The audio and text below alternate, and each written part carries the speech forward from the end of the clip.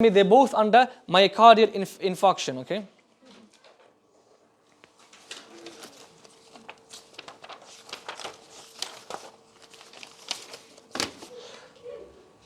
So whenever you suspect someone who has ACS, what do? Pain relief is very important. So GTN can be given, or intravenous opioids. In here, it'll be morphine, IV morphine. IV morphine can cause sickness. So you also give antiemetics.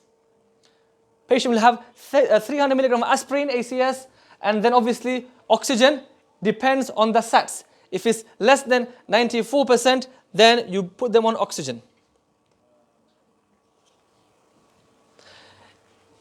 For the exam, for the NSTEMI, it's not very clear. It's sort of, you have to seek advice from your cardiac ward and from the specialist. NSTEMI, meaning what? ST is not elevated, but trop is high. NSTEMI. For the exam, fundopharynx.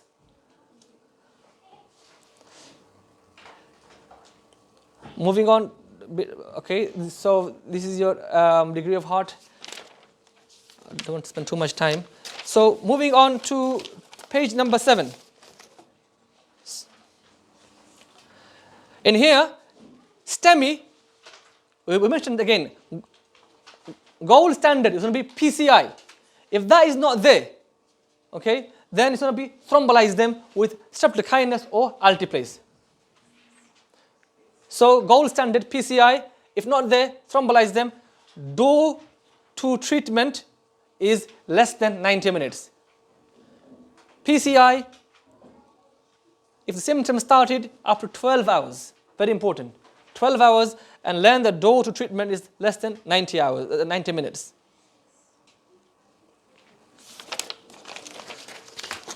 And now in here, key thing to understand here is here, this is the main focus here. If a patient has STEMI and we can't give them PCI for whatever reasons, what do? First thing, we have to give them thrombolytic drugs like alteplase, streptokinase, plus we can give them unfractionated heparin or low molecular weight heparin or fundopharynx. First point here, highlight. Streptokinase, as I mentioned to you guys here, if the patient has been used before, so because of the antibodies, okay, it can reduce the effectiveness of subsequent treatment. So it should not be used again after the first administration. That's the only thing you need to know. So both of them are used, alteplase or streptokinase. Now these things here, heart attack, beta blocker, ACE should be added to a patient, obviously.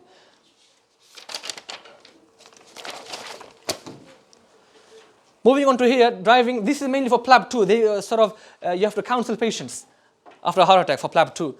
But a few things to understand from here is if they had a successful angioplasty, driving 1 week, after 1 week, yeah? But it depends, you see, group 1, so they are driving a car or a motorcycle. So angioplasty, drive after 1 week, okay? If they did not have angioplasty, then it's 4 weeks. And number 3, they don't have to inform DVLA. It's group 1, yeah? Group 2, if they drive large vehicles or passenger carrying vehicles, then they have to inform DVLA. And it's 6 weeks for them. They can drive after 6 weeks, not 4 weeks, not 1 week, 6 weeks. Employment, don't worry about it. They're mainly for Plab 2 purposes.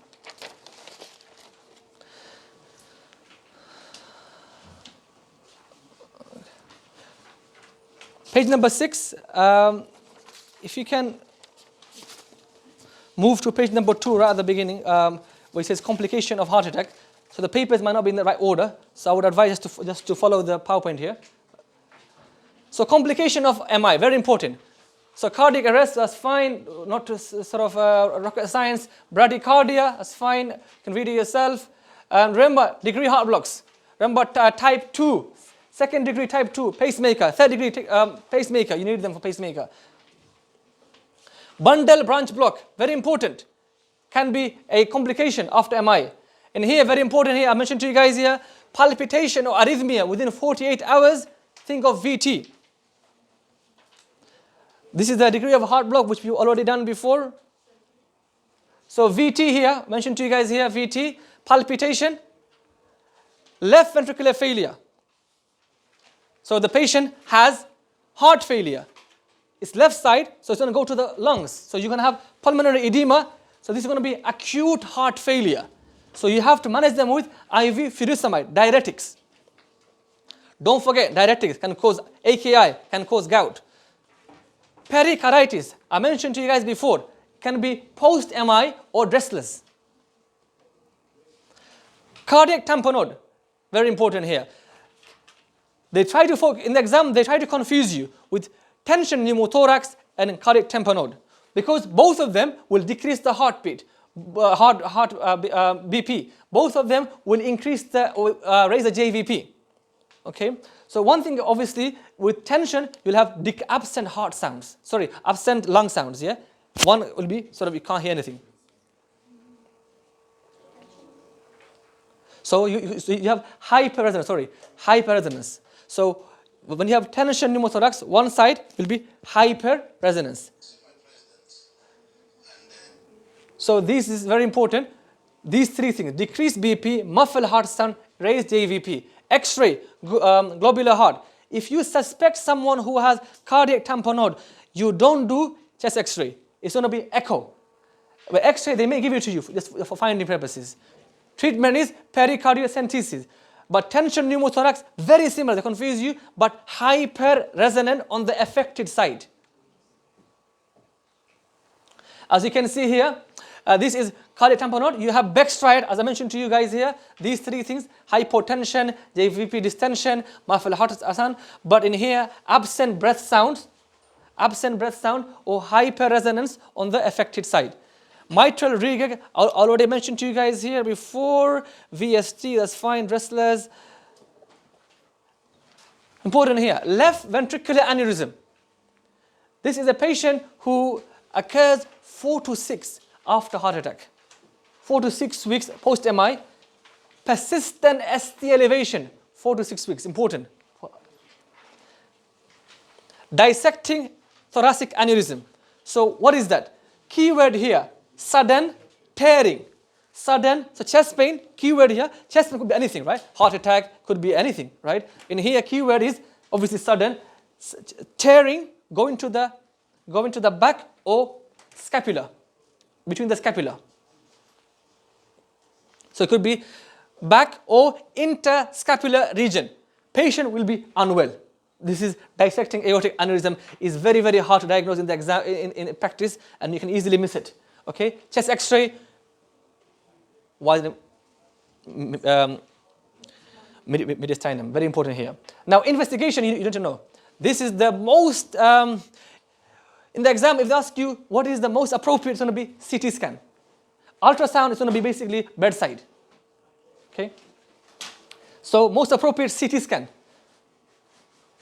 If you suspected initially, will not be chest X-ray. This is only for pneumonia, chest X-ray. Okay, you may find that incidentally. Imagine you're doing it, for example, a X-ray, and you see, oh, he's got chest pain, he's got this. Could be that. So you never do chest X-ray to sort of, if a patient is unwell and you suspect it, you can do CT. But if the patient is well, then you can't do it. Okay, as part of your workup. If the patient is not stable, is there enough time for CT scan? The thing is that you're not sure what's causing it, because based on you have to be sure. So therefore, if the patient is unstable, you can do ultrasound, bedside ultrasound, to make sure. Because without looking at, with something, you can't tell. Because it's so sort of it's dangerous, but it can be like heart attack, it could be anything else. So you have to, so if it's unstable, you can do ultrasound, fast ultrasound. That would be the initial? No. It depends on the patient's stability. Okay? But best one, most appropriate is going to be CT. Okay? Most appropriate CT. And now the last chapter, which is not in the PowerPoint, okay, it's going to be heart failure. So, heart failure, we all know what heart failure is. Okay, very, very quickly, is that there are two types of heart failure: half ref and half PEF. Okay, so basically reserved ejection fraction and preserved. So there are certain medication that have shown that it increases the patient's mortality by giving them like ACE inhibitor, beta blocker. They will help the patient and increase the mortality of heart failure. But not all heart failure. Those who have heart failure with preserved, then these medication will not increase the mortality. So preserved. What's preserved? EF. So ejection fraction, if it's preserved, but they have heart failure, those medication will not help. But for the Plab exam, they will not sort of expect you to learn reserve, sort of if it's reserved or preserved. Any heart failure, they will want you to know which medication increases the which increases the mortality in general. But in practice, it depends on type of heart failure. Some of them, whatever you do, you can't increase the mortality. Others, you can increase it. So if it's reduced EF, and you give ACE inhibitor, beta blocker, that will help the patient with their mortality. But if it's preserved, it will not help, according to studies. Okay, so what to do? This patient, on the last page, page number 4, ACE inhibitor, beta blocker, very important. They decrease the mortality. So they have effect on the patient's mortality.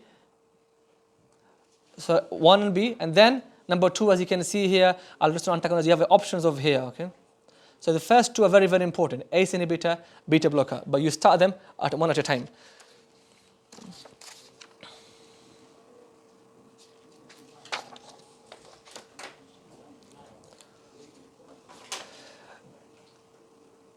So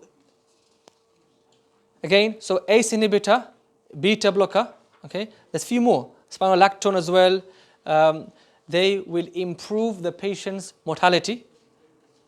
And in the exam, you won't be expected to do no half ref, half pef. And you will manage the patient as if they have reduced, meaning those medication will help them with their mortality.